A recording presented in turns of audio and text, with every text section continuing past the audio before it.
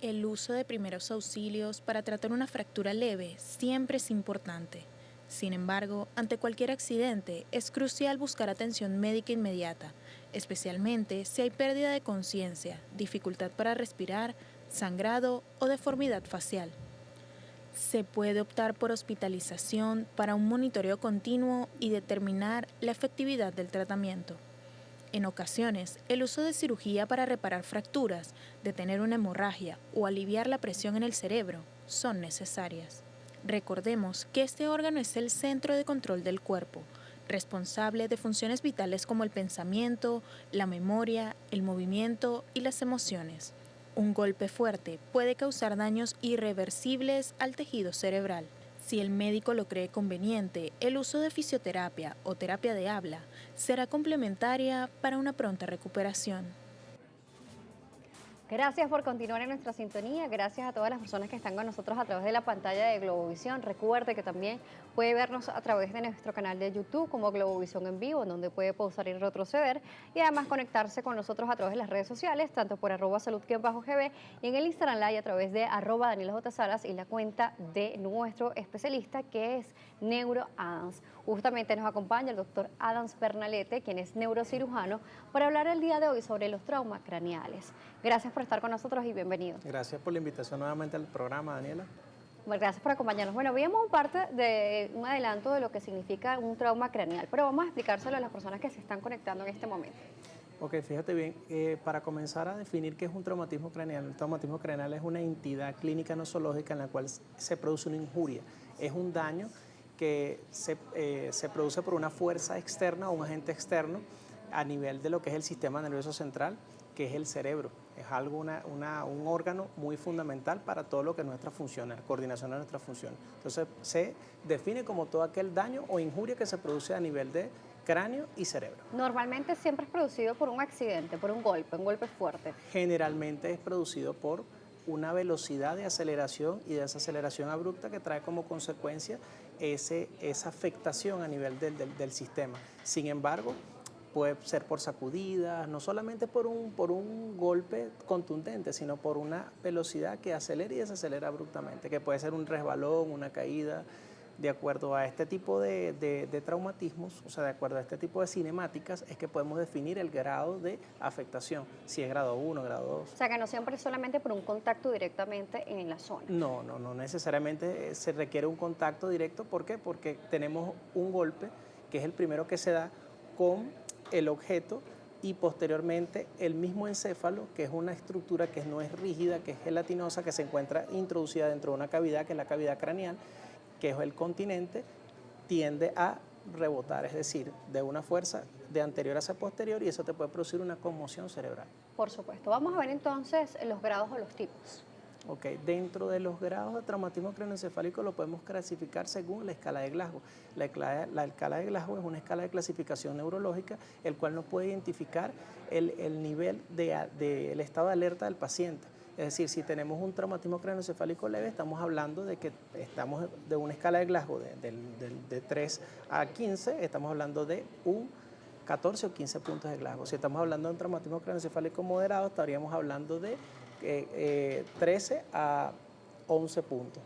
De 11 puntos hacia abajo, hacia 8 puntos de Glasgow, ya estaremos hablando de un traumatismo craneoencefálico severo, de acuerdo a la clasificación. ¿Qué nos debe llamar la atención ante un golpe en la cabeza, por ejemplo? Que son una parte de los tipos de la clasificación. También nos dijo que por un movimiento brusco que también generará esto.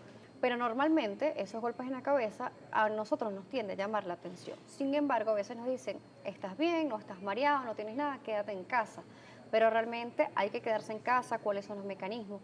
¿Qué sensación o qué síntomas nos va a producir un traumatismo? Lo primero que tenemos que identificar es que no debemos, de verdad, no debemos de subestimar ningún tipo de lesión que suframos, así sea un resbalón. Identificar los primeros síntomas, que es necesario saber si de repente sufres de un dolor de cabeza de fuerte intensidad, náuseas, vómitos, mareo e inestabilidad. Estos son los síntomas fundamentales, cual nos puede dar una alerta de que existe una afectación directamente al sistema nervioso y que es necesario que un especialista la revise. No subestimemos estos síntomas. O sea, acuda al especialista cuando tengas un síntoma de acuerdo al tipo de trauma que hayas recibido.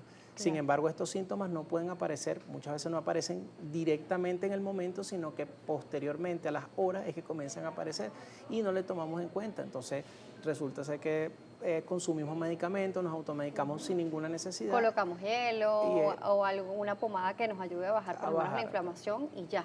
Y posteriormente entonces vamos agudizando esos síntomas hasta que no nos damos cuenta que cuando acudimos a un especialista y nos pide un estudio de imagen, de acuerdo a la sintomatología que tenemos, que el gol estándar es la tomografía, permite identificar que tenemos un coágulo, un hematoma dentro del sistema nervioso. Entonces esto agrava la situación y conlleva a otro tipo de intervención, que ya es una intervención mayor, ya sea una intervención quirúrgica o algún tipo de hospitalización con tratamiento por vía endovenosa.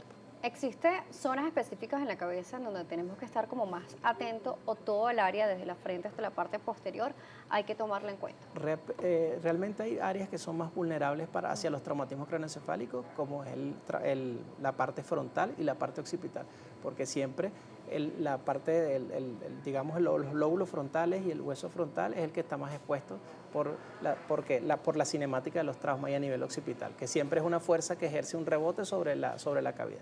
Sí, sucede mucho que cuando estamos pequeños tendemos a caernos mucho y a dar muchos golpes o tener sacudidas muy fuertes. Correcto. En donde podemos lesionar esta área y también no hay un área tan madura como por ejemplo en la parte de la adultez. Entonces, ¿cómo hacer con los niños?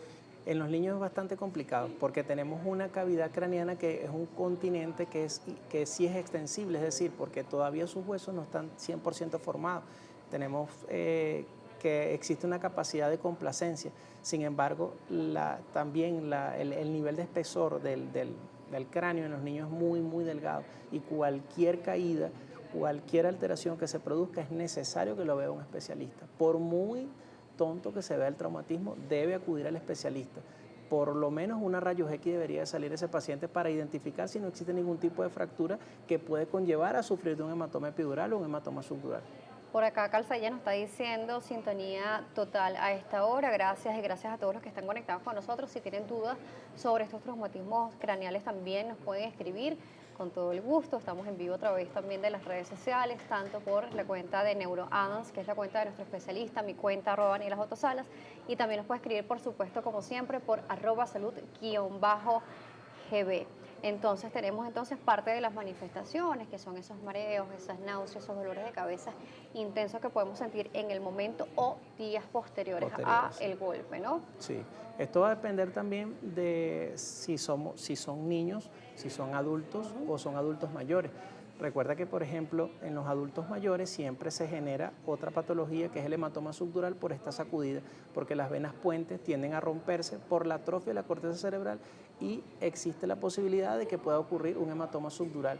Y esto va aumentando de volumen dentro del cráneo, que no debería estar. Esa sangre va ganando ese espacio y trae como consecuencia que ese adulto mayor pueda descompensarse. Y entonces habría que llevarlo a mesa operatoria. Por supuesto, vamos a verlo en la próxima parte, cuáles son esos abordajes y esos tratamientos que se le hacen a los pacientes dependiendo del grado de traumatismo, como bien nos explica nuestro especialista Adams Pernalete, quien es neurocirujano. Vamos a ver cuáles son esas líneas de acción y quiénes realmente llegan a cirugía y qué se hace con este proceso quirúrgico. Si tienen preguntas o comentarios, activos en las redes. Ya regresamos.